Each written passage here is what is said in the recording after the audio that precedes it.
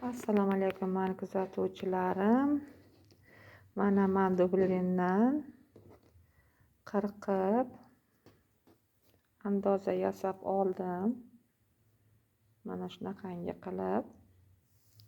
Bo'y uzunligini 28 cm edi, 30 qilib oldim. Oldi ochilishiga 8 cm olib, 15 cm tushdim.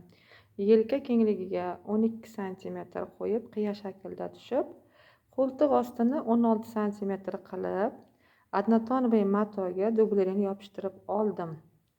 Mana shunaqangi shaklga keldi bu. Dublerin yopishgandan keyin mana shunaqangi chiroyli koketka bo'lib qoldi. Biz endi buni koketkamizga joylashtiramiz. Mana qop qismimiz. Koketkamizni qop qismini olib, o'rta qismini topib, mana shunday shaklga qo'yib, qo'lda ko'klab olib,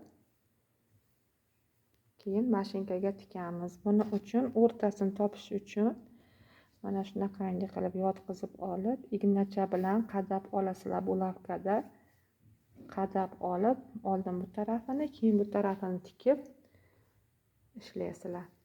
Bitgandan keyin yana ko'rsataman.